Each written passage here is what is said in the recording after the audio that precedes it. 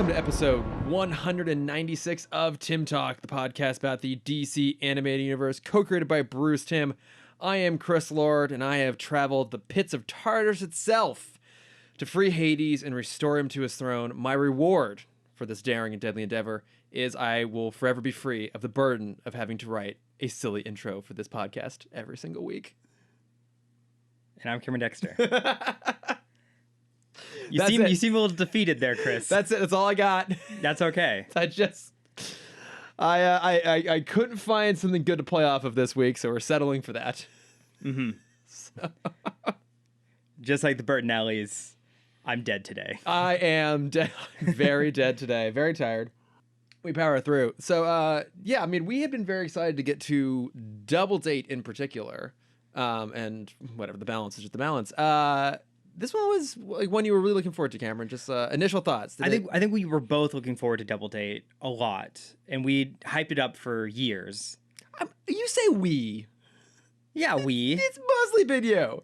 Double Date? No. Yeah, I'm not out there like espousing the wonders of Double Date up to this point. I'm like, okay, I'm looking forward to it. Okay, maybe it is just me. It's mostly you. Yeah.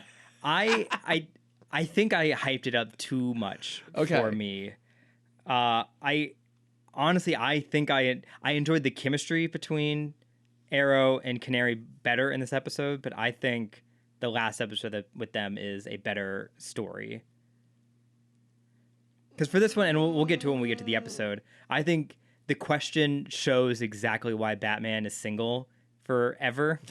Is he so insufferable as a person? See, I don't find him that insufferable. You don't? Actually, always being no. one step ahead and always being like, I told you so. No, because like that doesn't. Well, we'll get into it. Yeah, we'll get into it. We'll get into it. Yeah.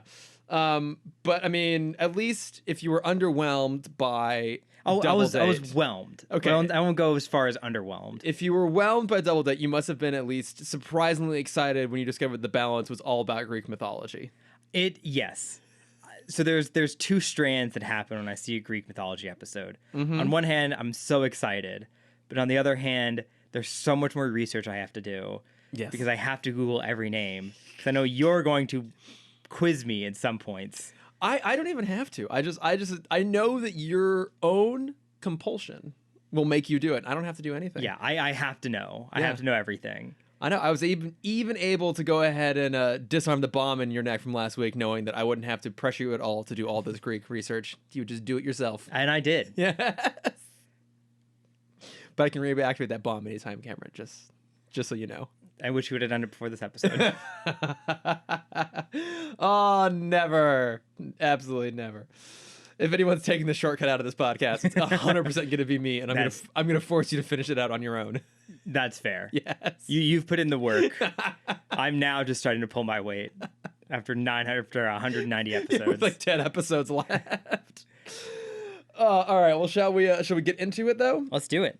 All right. So we have first up the balance, and in that Tala, our mysterious mystical member of the Cadmus Council, accidentally releases Felix Faust's imprisoned soul.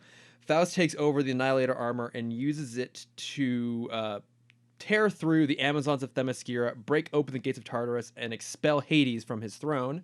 So to set things right, Wonder Woman is tasked by Zeus himself to restore Hades, and to do so, she needs the help of her estranged leaguer, Shayera, and her magic-disrupting nth metal mace. Yes. Yes. So where does this start? Oh, okay, yeah, so this whole thing starts with Tala now in possession of the Annihilator armor, stolen in Task Force X last week, and trying to take away its final weakness. And so she's chatting with Felix Faust, who I don't remember exactly what happened to him at the end of Paradise Lost, but I guess his body was destroyed and his soul was just floating about, so they've shoved it into a mirror somewhere? I guess so. Yeah, because Hades came and he like bested Faust. Yeah. I don't remember. Did he like age? Did he like? I don't remember. That seems to vaguely recall. I don't know. Either way, his soul is trapped in there, so he tricks Tala into letting him out, or swapping places with her, and he takes over the armor and then just heads straight through Themyscira, basically. It's like that's kind of like the bulk of the setup there, and then I suppose like the real emotional hook of this one though is that On the League side of things, it starts out with the Flash sitting down to dinner on the Watchtower with Wonder Woman, and then Shayera shows up and it's like, oh wait, I thought you were having dinner with me. And the Flash is like, oh my god, look what happened. You're Is both it here. Tuesday? Maybe we can all just sit down and have a conversation together. Because if there's anyone who's still holding a grudge against Shayera after the events of Starcross, it is Wonder Woman. Even Batman, who we know voted to kick her out of the League, not to keep her around, seems to have basically let it go at this point. But Wonder Woman, not so easily swayed. Yeah, why do you think that is? I don't think, really get an answer in this episode. No, I think if I were to speculate, I would say that it might have to do with that to Wonder Woman, like loyalty and honor is kind of the most important thing above all else. Like if you think about what this episode even brings up, the fact that she's been banished from her home for, I don't know, what, 3-5 years, however long this has been running, and she could just go back, because she does in this episode, but she doesn't because it's like the dishonorable thing to do. She is following the orders of her mom, of her queen, as you know, Of the gods. of the gods, is dictated by the gods. And like I would imagine that Wonder Woman thinks of how much she has sacrificed in the name of being an honorable warrior, and then to have had Shayera betray all of them, and ultimately end up making similar sacrifices. But I just think that bitter sting kind of lingers there. And I don't remember the two of them ever being super close necessarily, but I do seem to recall there being at least a couple episodes that got a little bit of bonding time. Yeah, I feel like Paradise Lost, we saw them together. Yeah. Because it was a No Boys Day. Yeah. So I think Wonder Woman is just less likely to be so forgiving in that regards. I mean, kind of the exact opposite of, like the Flash, who's just like, hey, I'll do whatever it needs to do to get everyone to get along. And it's probably also because Shayera is not the kind of person that's going to like go out of her way to be super apologetic. She's like, look, I messed up, whatever. Like, let's just move on. That might be part of it too. It's like Flash is right. They are kind of similar. They're like both very stubborn people. That makes a lot of sense. That's a good explanation of it. Yeah.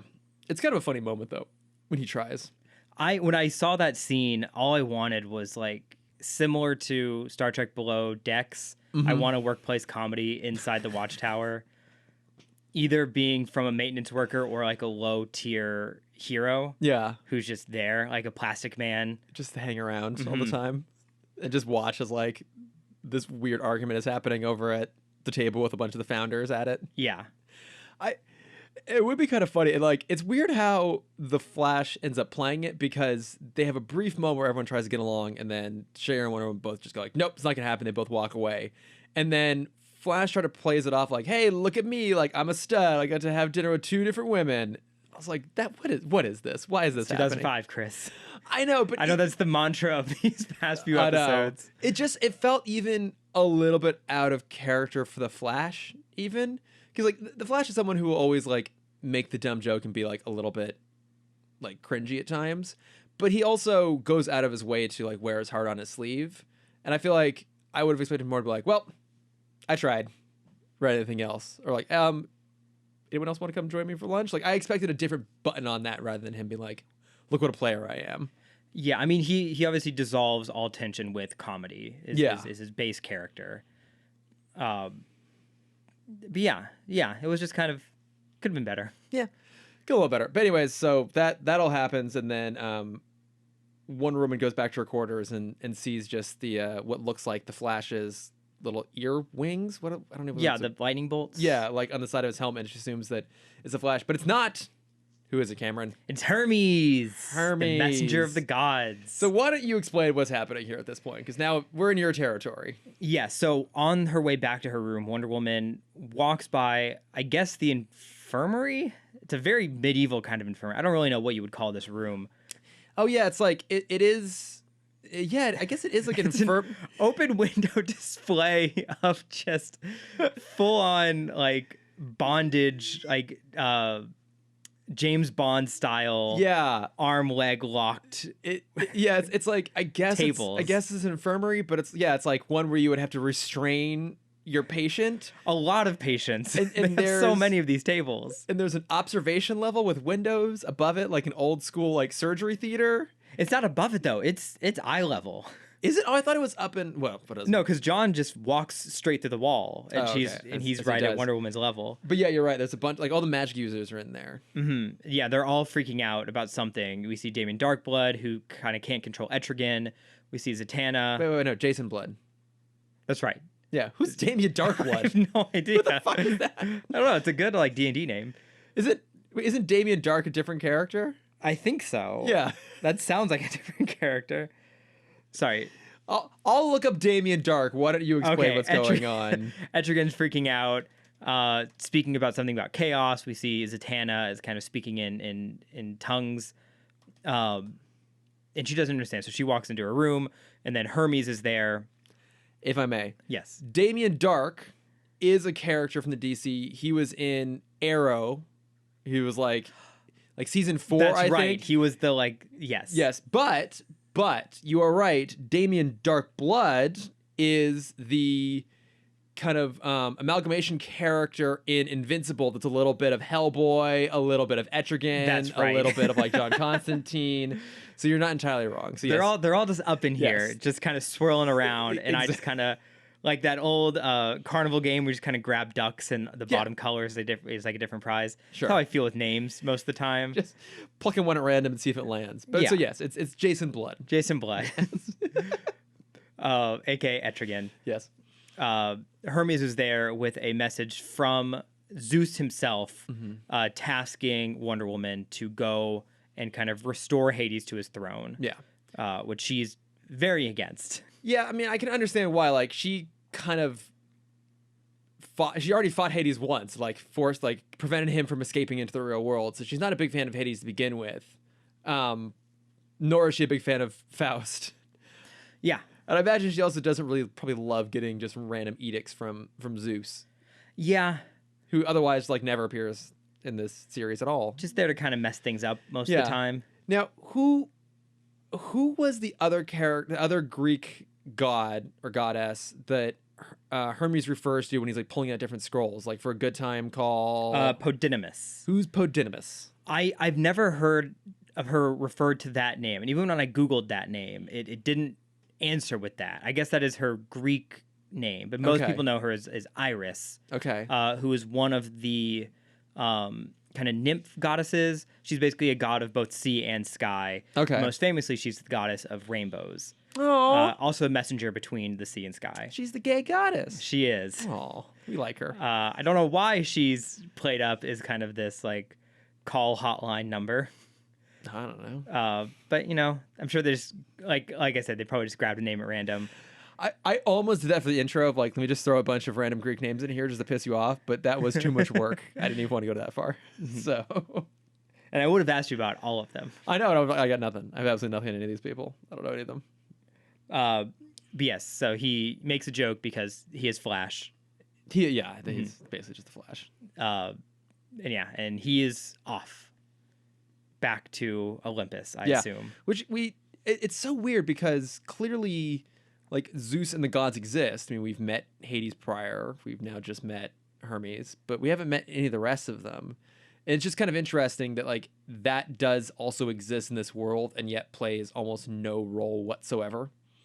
And also there's when we get to Hell, I guess they're combining Hell and Tartarus, even though in Greek they're different places. Okay. When they're in Hell, there are a lot of Christian allegories because there are no angels in Greek myth. Right, yeah, but there's a bunch of demons who then get freaked out when they see Shayera and think she's an angel. Yeah. Yeah, they kind of blend a lot of religions. Maybe she was Pegasus. I guess. Wings? I don't know. I'm trying here. It's the only Greek character I know that actually has full on angel I mean, there's wings. the harpies that are the half women, half birds. I don't know these things. Mm-hmm. I have not spent as much time studying Greek mythology as you have. Well, if you would have played Yu-Gi-Oh back in the day. Are you at all surprised that I didn't? No. Nope. If I wasn't going near Pokemon, I definitely was not going near Yu-Gi-Oh. There was a wonderful vixen named May Valentine who played a harpy-themed deck. Now I'm really upset with myself that I did deactivate your bomb because you just went down an anime tangent and I could have set it off. Mm-hmm. Damn it! Screwed myself. Yes. I'm free. You're free. Let me spin you a tale of May Valentine. Oh, God. So then, yeah, Wonder Woman basically decides she's going to, quote-unquote, borrow Shayera's nth metal mace. When she tries to do it, Shayera shows up and is like, what the hell are you doing? Yeah, I didn't realize we were friends again. If you want the mace, I come with it. So, which I like... I mean, one, yeah, right on. It's like, why are you going to just let Wonder Woman run off with, like, this incredibly powerful weapon that's also yours and, like, the last piece of your home planet and your people that you still have? Yeah. But also, too, like, this makes sense to me as a way that Shayera would try to make amends in a roundabout kind of way. Like, I can see her just saying, like, okay, if I volunteer to go help with this, like, maybe this might help get me back in the good graces, and I can do it by doing the thing I do best, which is flying around and smashing things and being a total badass. Yeah, and I feel like from the flip side of her mentality, it would take a lot for Wonder Woman to need help of any kind. That's true, and to admit actually. she needs help. That's very, very true. And so yeah. even just seeing her trying to steal something that's not already hers, it's just like, oh, you're in deep shit. Yeah. Like, clearly, you need someone to help you with this. That is true, because I think Wonder Woman is someone who maybe suffers a little bit from an abundance of pride. Which is another reason. Very much so. so. Which is another reason why, like, she hasn't totally forgiven Shayera. So that's true. Yeah, Wonder Woman would never ask for help unless it's, like, really, really bad. She's like, okay, fine, I'll come with you. I do want to talk very briefly about the horrible security system of the Watchtower. Okay. And the bypass code being 003. Well, okay, I don't think that's the bypass code. I think her bypass code. I don't think that's her bypass code. I think that's her, like, Watchtower number designation. Okay. Like, I mean, I think she is, like, League member 003. And that's why it like, I think that grants her access to break into people's rooms. Yes, exactly. Like, I imagine what happens there is, like, it's voice recognition, and she's just been like Wonder Woman code, like, 003 in the same way that Batman would be like probably 001. And oh, do you think he gave it to Superman? No, it's just like, no. I was about to say Superman 002. Like, no. Superman was 007. just for Batman to make a point. He's like, oh, I did it alphabetically. And Superman goes, wait, but Wonder Woman's after me. And Batman's gone at that point. He's just gone. Alphabetically. Alphabetical. There's no way Batman would give anyone else number one, least of all Superman. Let it go to his head. Yeah. Well, no, Superman, you don't understand. It's not S I'm naming you under. It's your symbol of hope. It goes at the end of the alphabet. Yeah, in the Kryptonian alphabet, it goes at the very end. Yeah.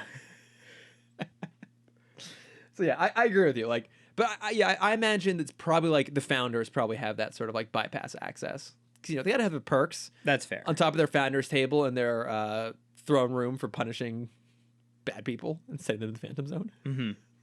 You think Manhunter's number 2? I feel like he'd have to have the highest number just because he's there all the time. But also, he doesn't need a clearance code because he can just phase through everything. Yeah, I bet it's. I bet. Okay. Here's my assumption on the order. Batman 1, Green Lantern 2. Ooh, I'm okay with that. Wonder Woman 3, Martian Manhunter 4, probably then Hawkgirl 5. 6 Superman, 7 Flash. Flash at the bottom of that list. Yeah. Bruce loves to fuck with Clark, but he will always find a way to put down Flash instead. Yes. If it's priorities, that takes precedence. Maybe Aquaman is put above Flash. There is no 7. There's no 7. It's 8 Aquaman, and then Flash was never given access. Actually, you know what? That's the reality of it. No one would ever trust Flash to have access to open any door in that place. Yeah. Well, because I was going to bring this up in the next episode, but we see that they have ID cards. Yeah. Because Huntress throws it at Manhunter. Mm-hmm. What do they use them for? We never see them need an ID card for anything. They teleport to the station. I guess she didn't have a badge and a weapon to turn in, so they had to find something to show that you're no longer a League member. Turn in your League pin. Yeah. I mean, even the Legion of Heroes has their rings. Yeah. Exactly. Turn in your pin, and we're going to cancel your expense card. Yeah. It would be great if they had an expense card. under Wayne Enterprise. Yeah. It's like, oh, I wonder why it's Wayne Enterprises. That Bruce guy, he's real sweet about this. He's such a good guy. So then they head off to go to Themyscira, and Hippolytus and Ish are like, what are you doing here? You're banished, but also, okay, fine, I guess you can be here because someone's got to go in and restore Hades. And there's a moment that just felt kind of odd. She's like, she tells Diana, you stole the armor, so you never understood its full potential. So then she's like, touches the tiara, and the whole thing glows. It's like, okay, you're good to go now. And as far as I can tell, the only new power she gains is that she now can use the lasso to make people tell the truth, right? But I thought we've seen her do that once before. I guess not. Right? Oh, yeah. So the last time I feel like we would have seen something like this is when she is fighting Superman when they're both brainwashed. I think, is that Paradise Lost Part 1? When they're both brainwashed to think they're fighting like a monster? Maybe. I don't know. I'm assuming that we are misremembering things, As we do. Which is, that statement alone is always valid. But I think especially because I can't imagine they would have gone out of their way to emphasize that the lasso could now do that unless they hadn't done it before. Yeah. And I guess we must just be conflating it with like every other interpretation of Wonder Woman where she does do that all the time. Maybe we're conflating it with any of the animated movies. I don't remember. Maybe she uses that even in like Crisis on Two Earths or Doom or something like that. Obviously, we've seen it in live action movies. So I'm thinking that we just had assumed that she'd use it at some point to make someone tell the truth. But I think she's only ever used it as a literal lasso. Yeah, I guess so. Which it just seems crazy that only now, after we've had so many episodes and so many years, did she finally use it for that purpose. But again, why would they put the scene in there unless that was the case? And I am sure, like, we have a lot of people listening to this right now yelling at us, Maddie and James in particular, being like, you idiots. It happened last episode. Literally. You idiots.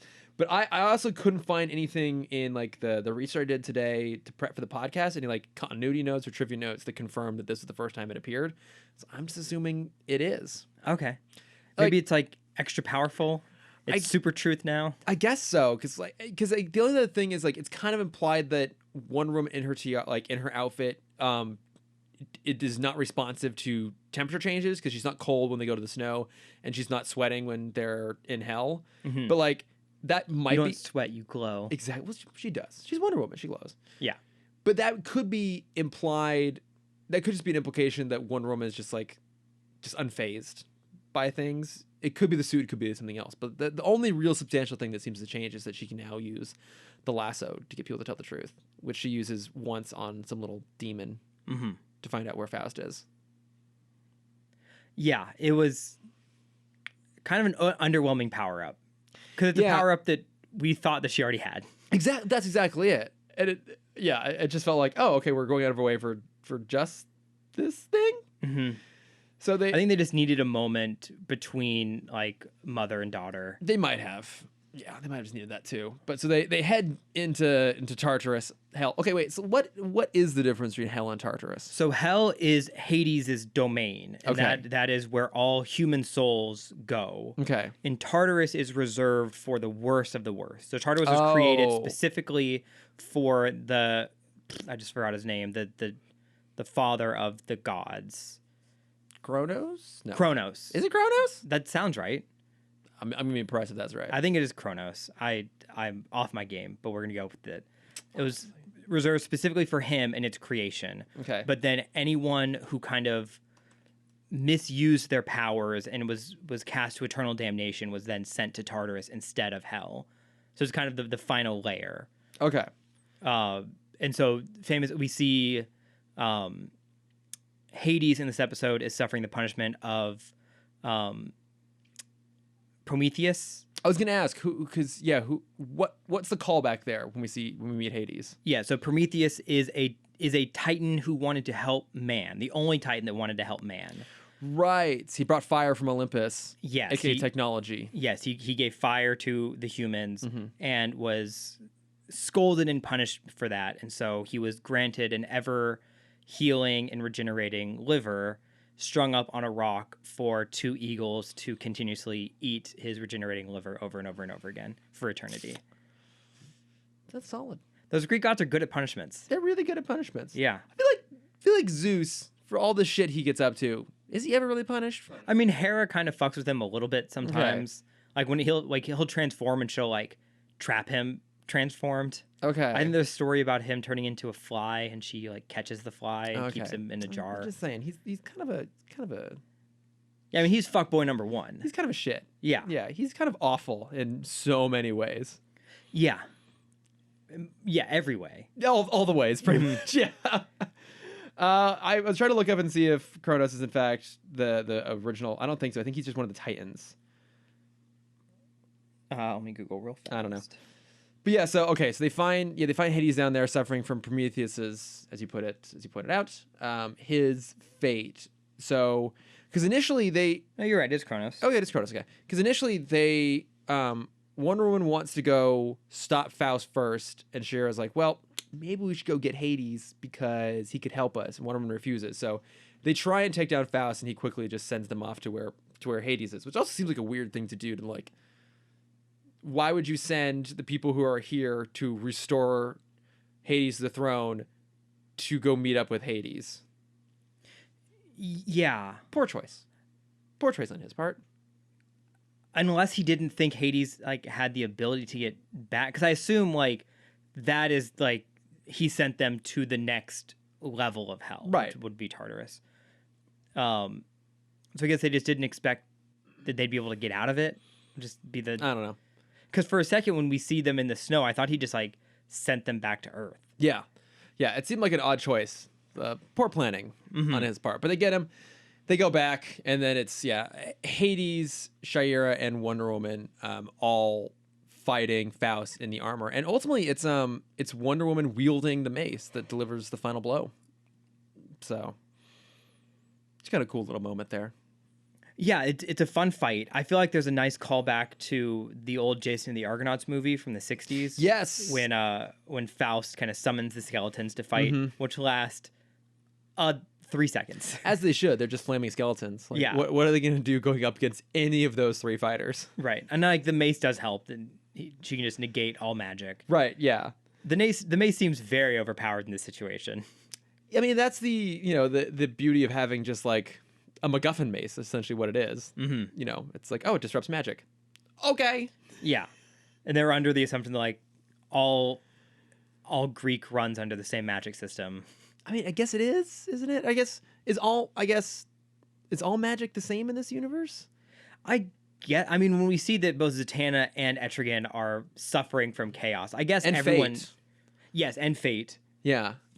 Because Hermes makes a very specific note that like the balance between order and chaos is off, which is a big thing. I guess order magic and chaos magic encompass all forms of magic in the universe. I think it must, yeah. Now, what is interesting is it doesn't affect Wonder Woman at all, which is kind of interesting because one would think that her armor is magically enhanced. Like, it's not technology that empowers it. It's a form of magic. So I guess maybe it only disrupts magical beings and not magical objects, maybe beings that are actively pulling their powers from magic, which would apply to the Fate, Zatanna, and Etrigan, but maybe not her. It felt, it was interesting to see, like, there always seemed to be like a defined line of like, it affected all these people, but it did not seem to affect Faust, which I guess he caused it, so that makes sense. It doesn't seem to affect the gods, Hades, or anything like that. Okay, so what if we added a scene to help with that moment with Hippolyta, where they're at the dinner table, Wonder Woman and Hawkgirl are kind of in their heated moment. Hawkgirl leaves, and Wonder Woman like smashes her hand against the table, and she notices like her bracelet cracks.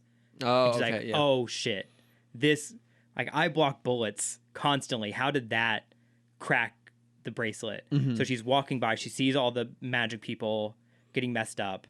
She sees Hermes. Hermes makes some offhand comment of like, you didn't feel it? And like basically her powers have been drained. That, yeah. I guess it would have been hard for her to be completely drained of power. Yeah, like are in the midst of draining. Yeah, so but she yeah. has enough to like get there. Yeah, but I think something had to be off a little bit. And then Hippolyta like heals them. Sure.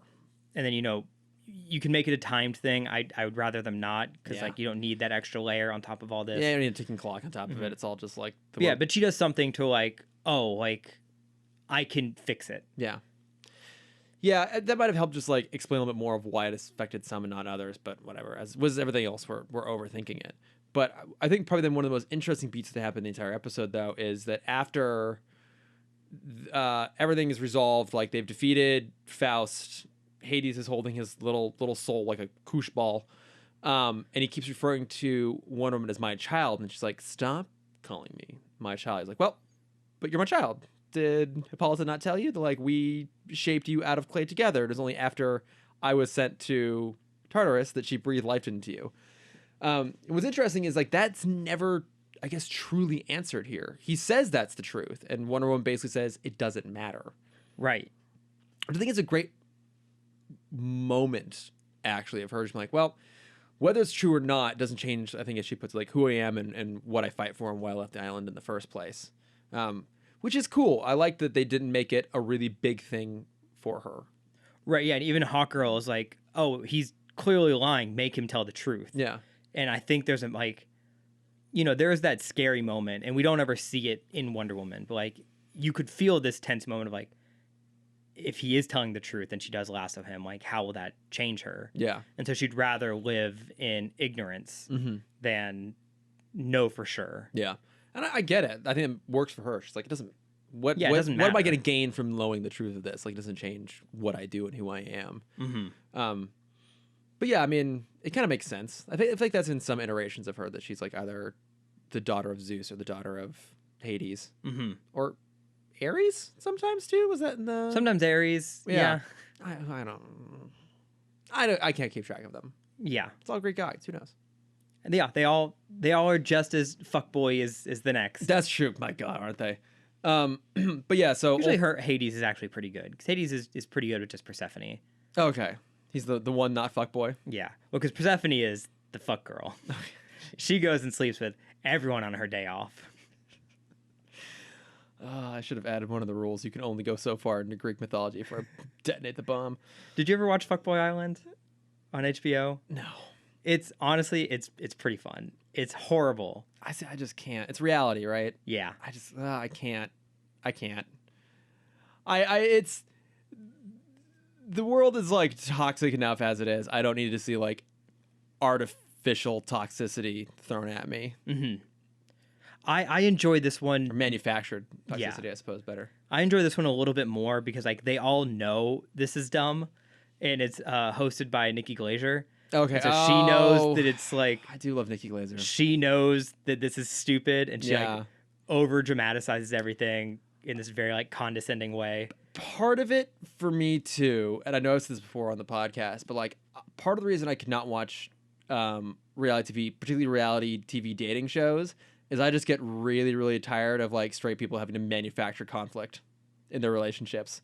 It's like, oh my God, it's so hard for us to be together because of these arbitrary rules we invented, not because it's hard for us to be together because we've been like told we're wrong for who we are for our entire lives, or we're not legally allowed to do it in places. Yeah. But that's just me being on my big gay soapbox. Hey, that's fine. This one I think is different from the others. Have you know the premise of this one? Remind me. I'll be quick about it, then we can get back on topic.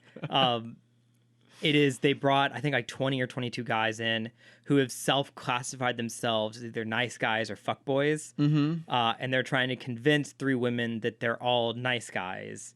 And if they are the final 3, Bachelor style, the final 3 that stay, if they're a nice guy, they split the winning between them and the girl. But if they're a fuckboy, they keep all the money for themselves. God. My point. Exactly. But with like the over dramatized side of it, like it's the men and women are staying in completely separate places, and so the guys are just like fully broing out, and it's basically just watching a bunch of guys just like having a villa to themselves, and then girls come in and mess everything up. See, that first part would be interesting if they're all gay. Yeah, Fire Island. And fucking, and then I'd be full on board, but they're not, so I'm like, I don't care. I don't need to see a lot of like straight dudes act homoerotic just for the camera and for the attention. Yeah. So, It's very much for the camera. yeah. Plus, like, I mean, I guess fuckboys also exist in the gay world, but it's kind of just most of us. Right. Yeah. I've heard enough stories to understand. Yeah. I'll fully acknowledge this on the podcast. I'm both a nice guy and a bit of a fuckboy. Yes, I can agree to both. But this whole thing ends.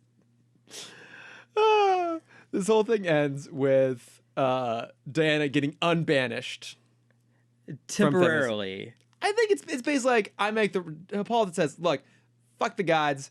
I'm paraphrasing. Obviously, she doesn't say "fuck the gods" in this kid's cartoon. She's like, "Fuck the gods." She did. She did. She's like, "Fuck the gods." If they have a problem with it, they can take it up with me. But like, I'm your mother. I rule the island. You can stay. Let's go have dinner with your friend. It's like I think at that point she's unbanished. Okay. Yes. I like that idea better than just like we have 30 minutes. They're not going to pay attention. Yeah. It's not like the beginning of John Wick 3 where she has like 10 minutes before she's like excommunicado sort of thing. She's just good to go at this point. Right. So, but in the kind of the final little moment of the whole thing is like Wonder Woman basically asking like, hey, like, are we good now? And Shayera's answer is like, we're like oil and vinegar. We go together, but we don't mix. I was like, you know what? It's a good line. Yeah, that's a good line. I like it. Yeah, I feel like that's a nice way to like settle things too. And they're like, we're good to go. We don't have to like be best buds, but we're okay. Yeah. Yeah, which is just nice because I love Shayera. Yeah, she's working her way back in. Yeah, and it's funny because we talked about this a little bit even when we were doing the Justice League episodes, but I never had like a strong emotional attachment to Hawk Girl, but it's the events of Starcross and then it's her arc over the course of Justice League Limited where like I think she really stands out as a character when you really start to like love her. Yeah, for sure. Yeah. She's a little bit well, she has more to do, frankly, than she ever did. In Justice League. So did we miss any Greek people that I didn't give you a chance to talk about? I think we hit them all. I didn't Google the demon. They did name him, but I'm not going to worry about that. Probably made up. It's probably too specific. Yeah. All right. Well, I'm glad we got you a chance. I feel satisfied. You got your Greek out? Yes. Okay. Geek out with your Greeks out. All right. Should we move on to Double Date? Let's do it. All right. So after Huntress fails to assassinate Stephen Mandragora, the man who killed her parents, she's kicked out of the league and must turn to the Question to help her finish out her vendetta. Meanwhile, Green Arrow and Black Canary are assigned to protect Mandragora, putting them directly in the path of Huntress and her arrows. So we talked about this episode a lot 2 weeks ago. Yes. As I was bemoaning how they handled Black Canary in that episode. I don't disagree with you. There might be a better story happening in that episode. But I will say this. In my mind, they fixed the characterization and chemistry of Black Canary and her relationship with Green Arrow in this one. Absolutely. I feel like this whole episode really does hang on what I find, at least, the very charming, both pairs being very charming with each other. Like, obviously, Green Arrow and Black Canary are dating now at this point. Like, they're a little more set into their flirtation. It's a little more established, a little more like quick off the cuff. But even kind of watching this bond forming between Huntress and the Question, like, I find really charming because they are two that kind of really shouldn't work in their own way, but they do kind of have a lot in common. Like, they're both outsiders, they both have a darker edge to them. I think they're both willing to kind of like go to whatever means necessary to accomplish what they want. But just kind of watching like these two couples square off against each other, I found very, very fun. It's very cute. Mm-hmm. I think in my head, they just spent more time together because really there's the fight scene in the middle. At Mandragora's, the safe house where Mandragora's the being safe kept. house. And then they're kind of playing like cat and mouse with each other. And then there's the final scene with all of them together. Yeah. And I feel like I'm just, in my head, I'm mixing every moment because we have, I believe in the second roulette episode, we see all four of them again. I think or maybe Grudge it's Match. just three of them. Yeah. I think Grudge Matches, I think it might mostly be the female leaguers. I can't quite remember. Is it season 3? I'm pretty sure that one's season 3. Okay, because then I feel like I don't think we see Question after this season ends. Well, let me look that up. Doesn't he get like brain fried or something? No, he at some point, I think it's in maybe the episode Question Authority. But he gets like the shit beat out of him. Is what you probably remember, because we actually do end up seeing him without his mask on. Okay. In that episode.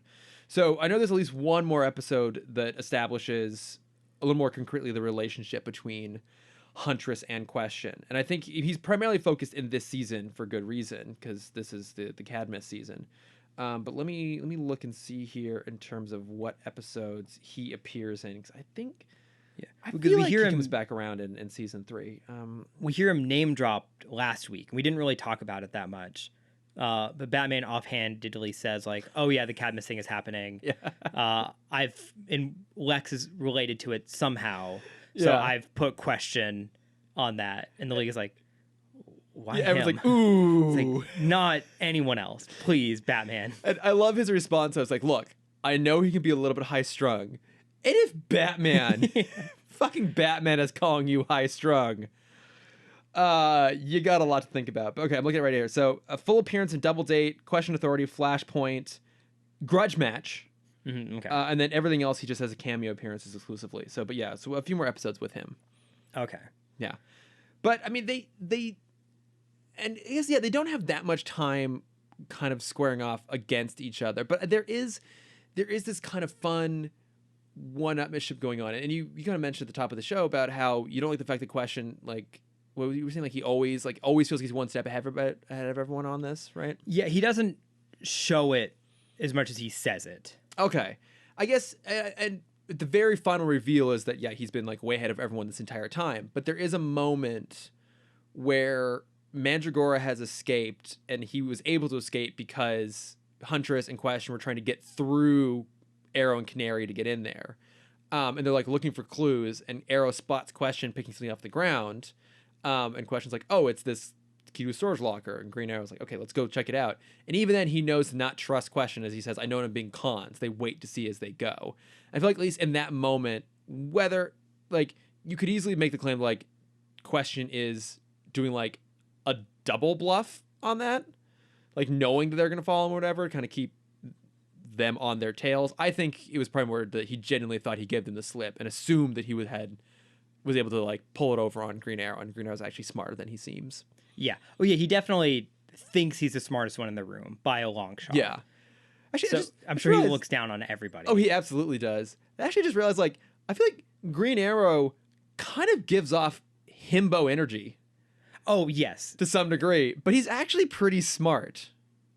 Yeah, I mean, he's paralleled to Batman. Yeah, I mean, I don't think he's quite like that genius level Batman, but like he knows what he's doing, but he just kind of loves to give off like I said, the himbo thing going on. Yeah. But it's, I don't know. It is cute watching him and Black Canary just be like flirtatious with each other and having a fun time. And like, they're just like, they are basically just like on a date, and their version of date is babysitting a killer. Yeah. And like, there is that fun moment where Mandragora knows how to twist people to just push their buttons exactly how he wants. And he's like really heating up Green Arrow, and there's security holding him back. He's like, just give me 1 minute with him. Like, I just need 1 minute. Yeah. And then he says one thing bad about Green Arrow, and the next shot is them walking out. It's like, can't believe you got to punch him, to Black Canary. Yeah, exactly. Like, that's not fair. Yeah, because he basically says like, oh, you couldn't find a real man in the league, and she loses it and goes after him, which is pretty fun. Yeah. And again, like, to me, what I liked about this is, and again, maybe it's just because I'm coming off of like fresh eyes on Cat and the Canary, but I feel like both those couples always feel like equals to each other in a way that I didn't feel in Cat and the Canary. Yeah, now they do, for sure. Yeah. And like, and again, both of them feel that way. Like, there's this sort of like kind of mutual respect and equality between the two of them. Even the fact like when Question shows up to like pick up Huntress, he like slides over like, go ahead, you can drive. Like, I'm more used to the version of Green Arrow that like isn't trying to look all cool and macho in front of Black Canary because he knows he doesn't have to. And I guess I had a problem with him going out of his way to be that way in the last episode, whereas here he's just like, oh yeah, like we're just a thing and we're comfortable with each other and it's all cool. Yeah, like he's okay, because there's the great moment on the motorcycle where she's like, we're going to the tunnel, hold on. He's like, what do you think I've been doing? Yeah, do you really need to tell me to hold on? He's riding on the back of her motorcycle. Yeah. Or that even when they're going through the tunnel chasing down Question and Huntress, and they're running over the train tracks, like, are we dead yet? Are we dead yet? Like, again, it's super cute, and it feels like they're all on equal footing. Mm-hmm. And I made a comment last week about how we hadn't yet to see the Zeta tubes do point-to-point teleportation. Yeah, and that happens here. It happens here. Yeah, it's like, and I watched ahead a little bit because I just couldn't stop myself. So like when we recorded, I had seen this. I was like, wait, so we do have point-to-point teleportation? But I guess they just they didn't have it then for some reason. Mm-hmm. But yeah, they have to use it to escape getting run over by a train. Yeah, and then the bike breaks. Canary's all upset. I wonder, because I feel like Huntress plays similar tactics to Canary. Less sexual focused, but she does kind of I guess this is a horrible way to say it, mentally seduce Question. I mean, that's a stretch for words. She tries to be like, I know stuff about Cadmus. Yeah. Why don't you work with me? She does call it a date pretty immediately. She tries to play with him. Yes. Which she ultimately discovers is impossible because, to your point, he's always several steps ahead of everybody else. Mm-hmm. Yeah, I mean, I wouldn't go so far as say she's trying to seduce him as much as she's just trying to play him a little bit. Yeah. And I think, for me at least, I felt like she pretty quickly realizes that's just not going to work. One, she doesn't have to because he's just going along with it. So then she stops doing it.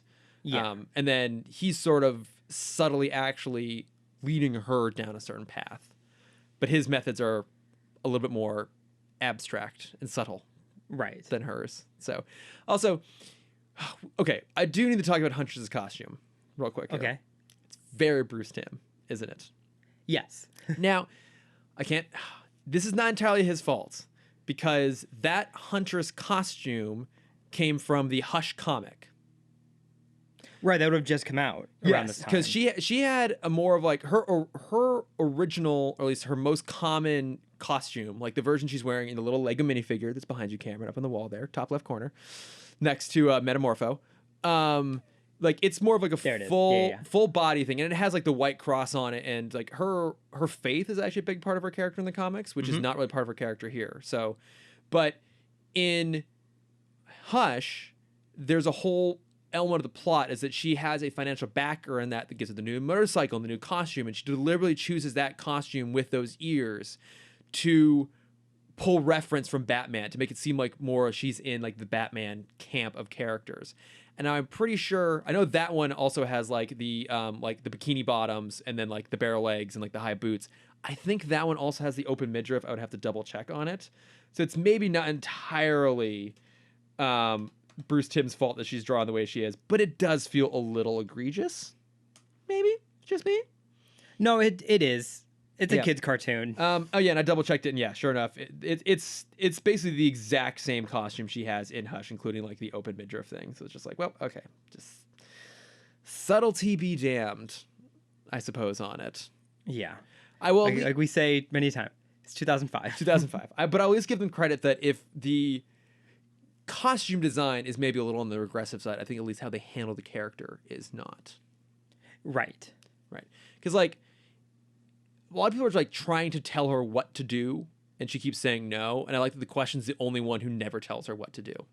He's just gonna let her do her thing and come to the conclusion herself. Because the big butt in all this at the end is they finally track down Mandragora. He's at the docks. He's intercepting a shipment. We assume he's trying to get out of the country. It turns out he's actually bringing in his son Edgar, who was who was kidnapped by a rival gang. Took him forever to finally get him out. And Huntress now has Mandragora dead in her sights, crossbow drawn, ready to fire. And she looks down at Edgar and sees the look in his eyes, and it flashbacks to when she watched Mandragora kill her own parents. And it's enough for make her decide not to kill Mandragora. Now, this I found very interesting.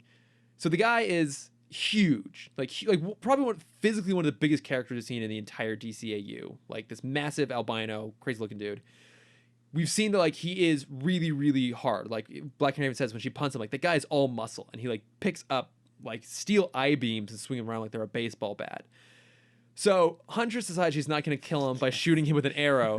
So instead, she shoots the arrow into the air, which cuts a rope, which then drops a plank, like a pallet, a pallet full of 20 some odd steel I-beams, which incapacitate Mandragora, but don't kill him. And we know it doesn't kill him because we get a very lovely Andrea moan out of him to prove he's not dead. But I'm like, really? One arrow would have killed him, but all this shit didn't. Right. You can maybe get like a leg shot in just to get a little bit of pressure off of you. Yeah. Like I get what they're going for. I didn't quite buy that wouldn't have killed him. But I did like that moment when it's also revealed that Question knew all along who was on that ship, and he was letting Huntress get there because he trusted that she would make the right call in the moment. Something which no one else trusts her to do. I mean, she was kicked out of the league because she tried to kill Mandragora and failed ultimately out of her own surprise. Yeah, we mentioned this last week about John never showing emotion, but again in this episode at the top, we see him getting angry with her. Yeah, he's really upset. Yeah, he's kind of losing himself, which I feel like doesn't ever actually roll into anything. Yeah. Well, I mean, kind of. Like I mentioned, I guess maybe 2 weeks ago now, there is an episode that will address Jean's alienation from everybody. And I think you could pick up a lot of these subtle little moments as him, I don't want to say losing his humanity, because obviously he's not human and he's never been one to be overly emotionally expressive, but I think he's having a really hard time understanding how he fits into this world. You know, he's isolated himself in the Watchtower. He's having these much more like strong reactive moments. I think he is emotionally on edge, and that's something he's not used to being. And I think if maybe there's not a very blatant payoff to all this, I think these are subtly building towards something that ultimately is kind of paid off, from what I recall. Okay. So yeah, because just from like outside looking in, my other idea for it is John Stewart doesn't get a lot to say in these past few episodes. Mm-hmm. He does Manhunter, right? Yeah, it's he and Manhunter are the ones who are on the tower during the task force. No, I mean, well, I just forgot his name. Oh, no. Phil Lamar. Does he not voice? No, Phil Lamar does Green Lantern. Carl Lumley. Oh, okay, never mind. The great Carl Lumley, who, can we just, as an aside, how the fuck did he not get an Emmy nomination for Best Guest Actor for his appearance in Falcon and Winter Soldier? He's Isaiah Bradley. That's right. And like, oh my God, he was incredible. That show is not amazing, but his moments are. And like, the fact that they nominated Don Cheadle for like 30 seconds and not him. I didn't even realize that. That's rude. And even when it happened, Cheadle's like, y'all, I don't know why I got nominated either. I don't get it. Yeah. He even acknowledged doesn't know why he was nominated.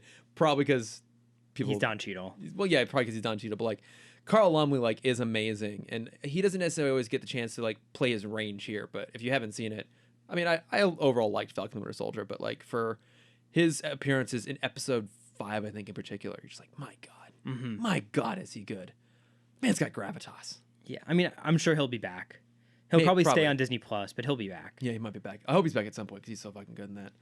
But yeah, he doesn't really get a chance to be very emotive very often. And to your point, like Green Lantern was like the calming one, which is kind of funny. You kind of expect that dynamic to be the other way around. Yeah.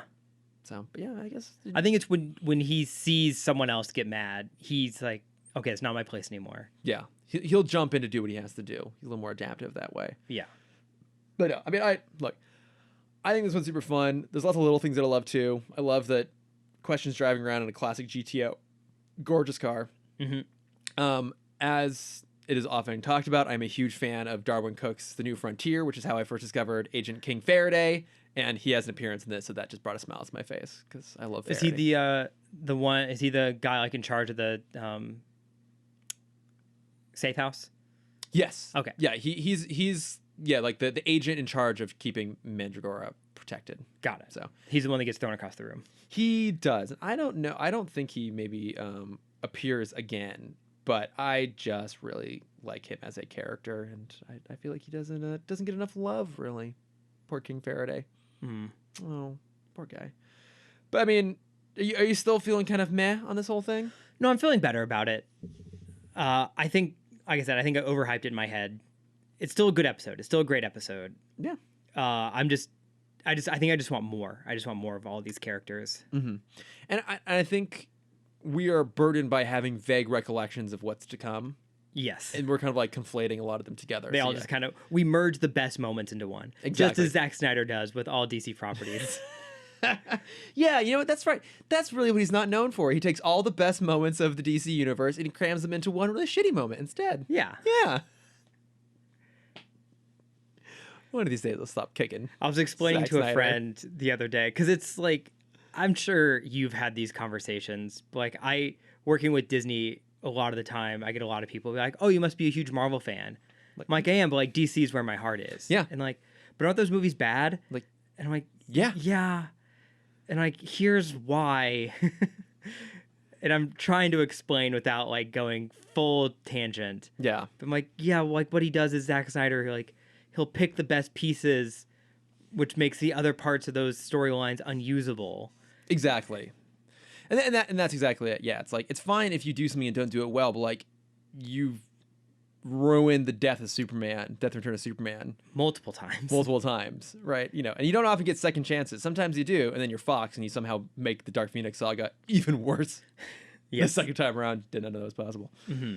But yeah, it's just like, I mean, again, we're always kind of kicking him, and I think like from everything I've heard, apparently he's like a very lovely guy. And he's not. He seems to be fun on Twitter. Yeah, and he's not. He is talented. It's just his hubris as a filmmaker gets in his own way. I think it, because I had this problem in design school.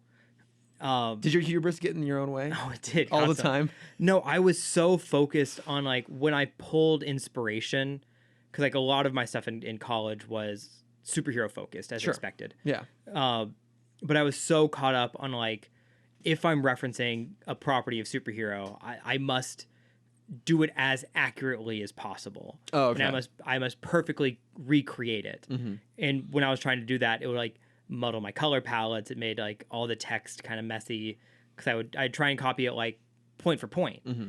and they don't merge like that. No. And I feel like Zack Snyder might have a similar problem. Like, he's so familiar with the source material, he wants to recreate it, but then he just puts like his film tint over it. If he's familiar with the source material, I think it might only be on a surface level, to be honest. Oh, it's very much on the surface level. He seems to miss the big point of a lot of them. Yeah, well, like think of his big two pre-DC days. His Watchmen, I guess Watchmen is DC. Watchmen and 300. Yeah. He got 300. I'll give him that one. Yeah, but again, it's panel for panel. Yeah, it is. And look, that movie's gorgeous. Mm-hmm. And I am a defender of his Watchmen. I will say this. You are. I am a defender of it. I need to rewatch it. The Ultimate Cut in particular. Who has the time? Honestly, who has the time? Who has the time? Ultimate Cut in particular is worth giving you a gander. So, Okay. but Zack Snyder aside, anything else on this episode here on our double date? Nothing on the episode, but would you like to know about the question? I would, in fact, yes. I have questions about questions. Okay. So as you know, as you've brought up before, speaking of Watchmen, the question started off as a Charleston Comics character before it was DC. Yes. He was in Hub City, known as Vic Sage, and he was a kind of very aggressive journalist, Okay. similar to what I assume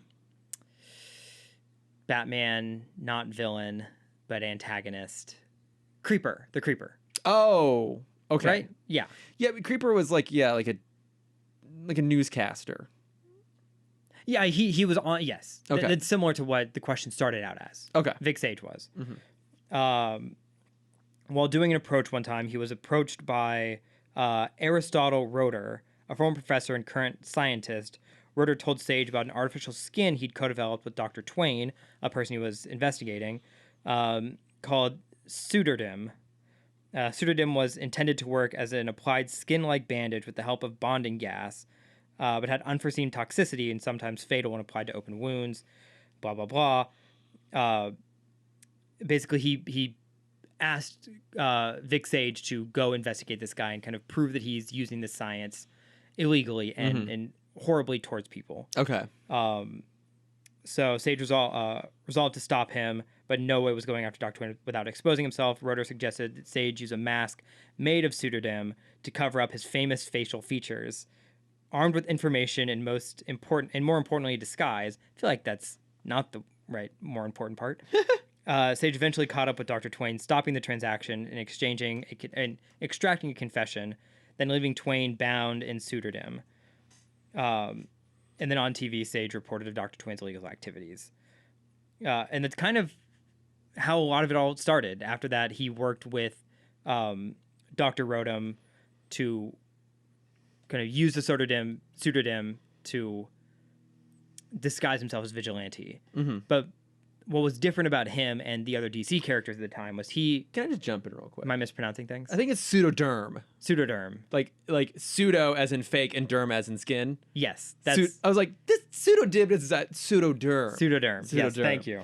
Yes, if you'll allow me a moment of pedantry. No, please. Yes. Sage decided the new identity would be useful for future investigations and partnered with Professor Rotor, who supplied him with pseudoderm and eventually modified the bonding gas to change the color of Sage's hair and clothing. The two men became good friends, and Sage affectionately referred to Rotor as Tot. Don't know why that's important, but I like that name. It's cute. Okay. So to kind of separate him from the other DC characters at the time, he, as we see in this, very similar to how he acts in this show, he's not afraid of kind of crossing the line. Yeah. And there's one famous moment in the comic, I think it's like 1967, so this is pretty unheard of at the time, where there were goons he was chasing down a sewer that kind of got caught up in the current, and instead of saving them like most other heroes would do, he basically let them drift off in the sewer and went up to the police. It's like, hey, if they survived, they'd pop out of this area, and then left them there. Did they die? Probably. Okay. Yeah. Yeah. Yeah, it's probably true. Yeah. Mm-hmm. But yeah, it's a pretty kind of generic start for a hero. Yeah.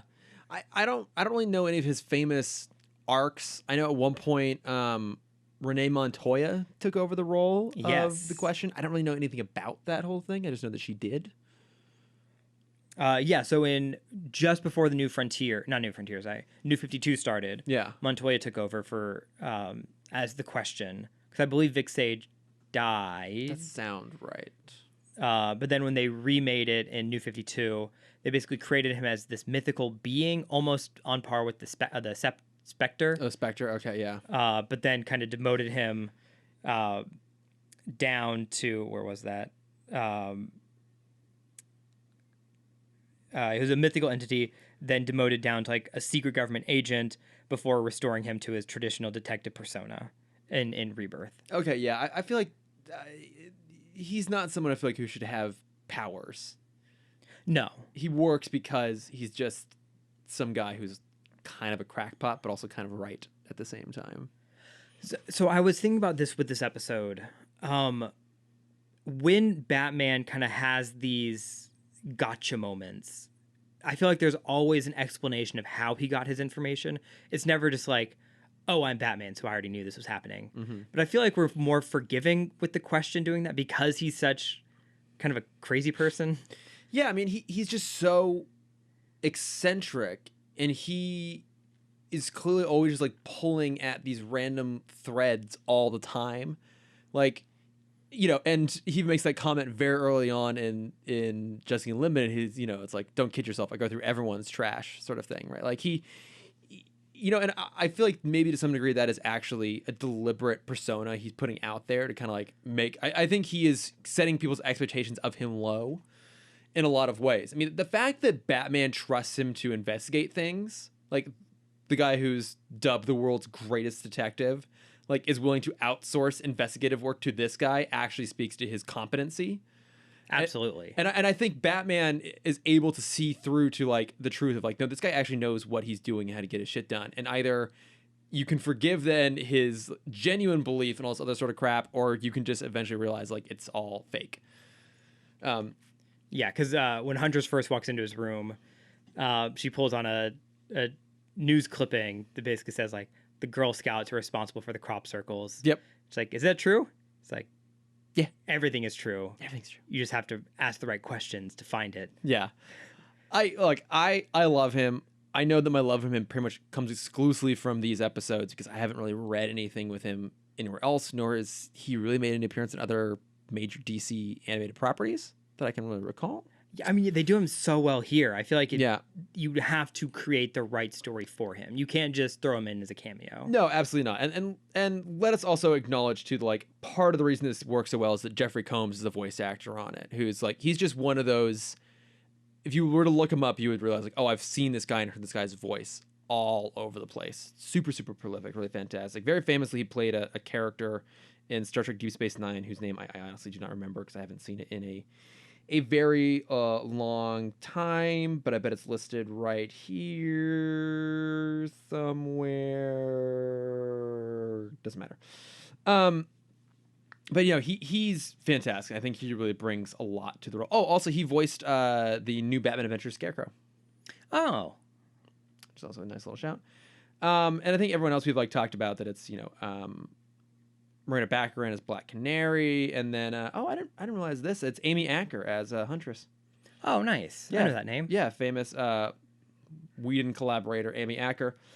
Although maybe that's not how she wants to be referred to these days. I don't think anyone does. And then I have to give a special shout out to the voice actor for Stephen Mandragora, who is Glenn Shaddix, who he's one of those voices like, where do I know this voice from? And he, I'd say, is most famous for playing Otho in Beetlejuice. Also, the mayor in A Nightmare Before Christmas. Interesting, because the question is from Beetlejuice as well. Jeffrey Combs? Is it Combs or Jones? Two different people. Okay, I looked up Jeffrey Jones. Yes, Jeffrey Combs, Combs. Okay. Yeah, he's done a lot of stuff in Star Trek, lots of voice acting. Jeffrey Jones is in Beetlejuice. He's also the vice principal in Ferris Bueller's Day Off. Right. But yeah, anything else on this? I think we covered it all. All right, sweet. What are your plugs for this week? So I haven't gotten to start it yet because it's been a crazy week, but Sex Education Season 3 is up on Netflix. That's right. And after this, I will binge all of it. Oh my God, that's right. Oh, I've been dying for that show. I know. I love that show so much. Me too. They put out a trailer not too long ago, and I was like, oh my God, I want this I now. feel like I need to rewatch Season 2 because it's been so long. Okay, it's been about a year when I rewatched Season 2. I feel like Season 1 to 2, there's only a couple months between. I don't know. I feel like everyone came to that show so late. Excuse me. But it probably... I pitched it early. You came late. Well, probably. I always do. I'm busy, Cameron. Editing this podcast. Yes. That I force upon you. Yes. I watched that. I'm about to watch that. I'm not ashamed of this plug, but... Good start. There's a series that I kind of skipped over in my youth on Cartoon Network called Total Drama Island. Now, what I love about this is you mentioned this last week. I was like, what have you been up to? He's like, oh, I've been watching the show that I'm too embarrassed to plug. And now you're just not embarrassed anymore to plug it? No, I just have nothing else to plug. And so I feel like I need to talk about how I've been spending my time this week. It's a funny show. It's a okay show with a great premise. Yeah. But it is a Survivor parody. And Survivor did start this week, season 41. I'm very excited to figure out what else is going on. Who cares? I do. Great. I'm glad someone cares. Yeah, it's a great parody of it where they have these 20 contestants go to, and it's less on the like Survivor aspect. It's more like a campsite. They survive this lunatic of a host who's basically just trying to kill all of them. Is he still modeled off Jeff Probst? Yes, Okay. very much so. He wears the same outfit. Fantastic. But yeah, it's every character. It's very similar to Clone High with very similar like art style. Okay, now you've got me intrigued. Yes, where every character is like a very blatant stereotype of Yeah. somebody. So you have, but like a little twist on them. So like the jock character is super clumsy at everything he does, but he's always head first in everything. You have the like big frat boy who's just like the heart of gold, but he'll eat anything in front of him. My God. You have the goth girl who like writes poetry in her free time. Of course. The musician. Yeah, it's like every high school trope is in there, and it's pretty fun. What's the name of it again? It's Total Drama Island. Total Drama Island, and it's on Disney Plus. It's on YouTube. Funny enough, so it's a Canadian animated show, and I guess they just because it's 3 seasons and they just uploaded all of them into single 9-hour videos. And it's because it's 26 episodes, 26 30-minute episodes. Oh, yeah. Again, 2000s cartoons. That's how it used to be. But even Clone High was only 13. Yeah, and they got canceled. Oh, don't remind me, but it's coming back. It's fine. But no, I think the reason partially why I'm ashamed of it is season 1, and I'll just say it now for anyone who's thinking of jumping in. Season 1 ends pretty unsatisfyingly. Okay. They have a winner, and then the winner loses. And so then all of the last 14 go on to season 2 to compete for the same amount of money. Okay. Seems kind of weird. Yeah. Wasn't super digging that part. Also weird that this was a kids show. Yeah. It sounds like it needs to have a little bit of a meta bite to it. Does it, or is it a little soft in its punches? It's for Cartoon Network. It's pretty meta. Okay. And it's definitely more teen focused, which is weird for the art style. It definitely has a lot of the fart jokes in there for the kids, but then there's a lot of uncomfortable sexual moments between these characters. Oh, great. Yeah. Okay. Yeah. I'll just leave it at that. Okay. Fantastic. But it's fine. Okay. If you have 9 hours to spare. You've got a spare 9 hours to just watch a 20-year-old cartoon on YouTube. I think the more reason I'm plugging it is if anyone needs to talk about it, if you watched it all those years ago and you just haven't ever found anyone to talk about it, I'm now willing to talk about it with you. If you have been sitting and stewing in your own presumed craziness, did I imagine that show? Was it a real thing? Didn't exist? Turns out it did. And it had a weird cult following. Well, it's not going to have a popular following. Yeah, I remember it always having a small presence at cons. Okay. And me thinking I'm better than that. Now I'm here. Cameron. There were a few things back then. I'm I'm better than that. Very few things. As a man who watched Super Duper Sumos, there are a few things I'm better than. When it comes to animation in particular, are you better than that? No. Are you? No. Okay. Brandon, Mr. Whiskers, watched it, hated it, watched every episode. Dave the Barbarian, loved it, watched every episode. Every episode. Yep. You are committed. I commit. The Replacements, Cat Scratch, yep. El Tigre. You are very committed. / maybe you should be committed. But yeah, I should. Yeah, we love you for it.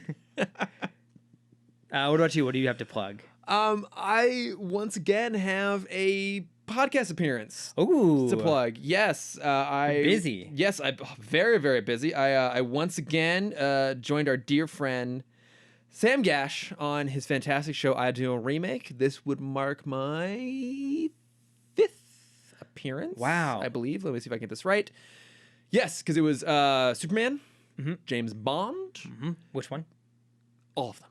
Oh, well, I mean, we ultimately specifically decided to remake From Russia with Love, but he basically just brought me on how would we do a new Bond film? So just the whole kind of thing. Oh, okay, got it. The same with Superman. We're how do we do a new Superman film, new franchise film?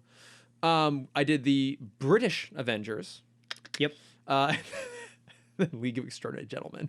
So and now I joined him for the 100th episode. There was actually 3 guests on it this time, which is fun. We had a panel of 4 in total, and we remade James Cameron's classic, The Terminator. Ooh, which I guess capped off an inadvertent trifecta of Cameron films, including your Avatar. Yes, that you guessed it on. As always, super, super fun. As always, we got to the end of it and we all went, God damn it, I really wish we could watch this version of The Terminator. I think we had some really, really good ideas on how to reboot that. Because it already kind of got a semi-sequel, semi-reboot with Terminator Dark Fate, which is okay, if not necessarily great. But the problem with the original Terminator is a lot of mistakes that movie makes, Cameron makes up for and corrects in Terminator 2. And then once again, they fixed a lot of some mistakes and modernized it when they got to Terminator Dark Fate. So it's how do we still find a way to make this relevant?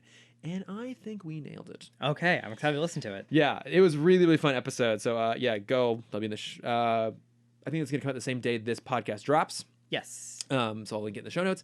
And then the other thing I have to plug is you and I both watched it together, started watching Star Wars Visions. Oh my God, we did. Yes. Oh my God. So Chris. folks, it happened. I watched anime. Yes. on your own accord. I On my own accord. I didn't tape you to the desk. No, I totally did not watch this for my job. But the thing is, that aside, I would have watched it anyways. I mean, we're only three. We only watched the first three. I love it. It's incredible. I think it's fantastic. Oh my God, it's beautiful. The duel is a masterpiece. It's gorgeous, and I feel like we literally came from opposite sides of the fandom, because you are Cameron Dexter, famous not Star Wars fan, not a Star Wars fan. Very publicly not a fan. Exactly, and I'm very publicly not an anime fan. But you're actually not a fan. Yeah, I'm actually not a fan. And I was just so excited by watching something entirely different in the Star Wars universe from a visual perspective, from a storytelling perspective, or even just from we would never explore this particular niche of the galaxy outside of this weird, fun anime. So I think if you're a Star Wars fan, I think it's absolutely worth a watch, just because it's so unlike anything else out there, and it's not encumbered by trying to keep up with a broader continuity in the way that some other things can be. It really just gets to live as its own fantastic thing in this really cool universe. Yeah, and not a Skywalker to be seen. Questionably, not a Skywalker to be seen. Questionable, not a Skywalker to be seen. Yes. But yeah, everyone, even if you're also not in the anime fan circle, you don't have to be to enjoy this. At the very least, watch the first episode. Yeah. The duel truly is it is a masterpiece from both 60s Japanese cinema to modern standards. Yeah, it's very Kurosawa inspired. Mm-hmm. It looks just gorgeous. It's gonna win awards. I think so. Yeah, it looks gorgeous. It has a great score. I was blown away by this, actually. Me too. I went in with fairly high expectation. This looks cool and weird and different, and it is all those things, but it just felt like even more. Yeah. Yeah, it's really good stuff, and it's all on Disney Plus, and all 9 are out. It's just 9 short films. They're all about 15 minutes.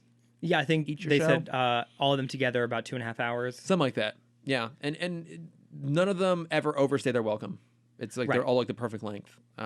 Yeah, it's really great. Really, really highly recommend checking that one out. Yeah, so. Last note on it, while coming in with What If, which is similar kind of otherworld stories. Yeah. All the What If episodes kind of end with a cliffhanger of recent. Yeah, I think it's fair to say that the What If episodes have been ending with room for open possibilities. Yes. I think the story is primarily resolved, but that world that universe can continue on. These stories and visions feel like a more concrete ending. Yeah, they feel like they kind of close off and tie up with a nice little bow at the end. Which is nice. Was a very nice breath of fresh air. Yes. Breath of fresh air. You don't feel like you're not being given the full story. Yes. So, yeah, we haven't really talked about What If. We'll save it for when it's all done. Well, I think when it's all done, maybe we'll do a little bit on that. Yeah. But also really good. Incredible. Yeah. I mean, I hate to say this because we both love animation. I don't think, despite the great critical success we're getting out of the animation coming out of Disney Plus in particular, I still don't think it's gonna be enough to crack people's stigma against watching animated things, unfortunately. But if you're if you're listening to this podcast, clearly you watch animation. Otherwise, why the fuck are you listening to this podcast? Yeah. Except for my mom. Hi, Mom. Hey, Cindy. But yeah, there's some really good stuff in the animation space coming out of Disney Plus right now. Yeah, and I think they've opened the door. I don't think we've talked about this on air. We talked about it in person in our one sentence we share with each other off exactly air. The very curt hello goodbyes that we have. Yes, we are not friends outside of this podcast. Famously established. Where I think this is opening an opportunity for shorts between movies now, where you don't have to get the actor to be in perfect shape for it, but you can get them for a day in a voiceover studio. Yeah. Because I want a Shang-Chi short where it's him practicing how to use the rings, but doing it for everyday chores. Oh, that'd be fun. That'd be really fun. Just breaking everything in his apartment. Yeah. And Awkwafina there just cheering him on every step of the way. Right. I mean, this is not the first time this sort of stuff has been done. I mean, The Animatrix very famously came out prior to the latter two films and is all canon. And I remember a lot of that stuff being really, really great. There's Batman Gotham Knight, which came out in 2008, right before The Dark Knight, which is sort of loosely kind of set in the Nolan verse, but kind of like Star Wars Visions, each segment has its own animation style going on. Yeah, like this sort of stuff has been done before. This might just be one of the first times it's really been really pushed to the mainstream, also / considered like full on 100% canon the way that What If is. So Yeah. it's great. It's so much fun. Go check it out. At least the duel. Yeah, at least I think go watch the duel, and I think it'll be enough for you to want to keep going. Just be prepared that they're not all like the duel, but they're all giving you something cool and different and fun. Yes. So, all right. Well, I think that does it for us this week, did it. Cameron. We did it. We will be back. Our next episode, we will be talking about Clash. At Demon Head? No. Oh. What the hell is that? It's the band from Scott Pilgrim. Of course. No, why? Why do I ask these questions? No, Clash is I believe this is correct, single episode of the DCAU that features Captain Marvel, aka Shazam, aka Shazam, which is a really good episode. I forgot that was his name for a minute. And then after that we have Hunter's Moon, which as I'm looking back on this, it looks like this is gonna pick up some threads with some of the Thanagarian. So I don't really remember this one very much, but who knows? Could be good. Could be bad. I'm sure it'll be good. Probably be good. But still, stuff to look forward to. But until we return, until that episode, you can find us at Timm Talk Pod on Facebook, Twitter, Instagram, and Gmail. And you can find me at Lord of Fur on Instagram. Yes. If you want to see my art, you can find that at Cameron.Dexter. If you want to see my face, you can find that at CamDexter_adventures. Whee! I just did Halloween at Disneyland. Yay! Can't wait to see those costume pics. Very fun. Oh, it's going to be glorious. Absolutely glorious. Did you already tell the people what you are? I think so. I'm Krunk from Emperor's New Groove, specifically when he was the junior chipmunk scout leader. Brilliant. Yes. Absolutely brilliant. It's great. Very niche. It's going to be so good. I looked like a skipper from Jungle Cruise. I really hope you get mistaken for one too. I hope so. Yeah. I'll do a speech. Yeah, I know you will. You have it prepared. Just you have spent so much time with me. Draw on my dad joke energy, Cameron. I fully believe in you. Yes. To be proud. But thanks everyone for listening. We'll all see you soon. Bye. Bye. Okay, wait, I think I got it this time. You got it. Ba ba ba ba ba ba ba ba. Ba ba ba ba na na na na. Bow, bow, bow, bow, bow, bow. Ba ba ba ba na na na na. Bow. Beautiful. We did it.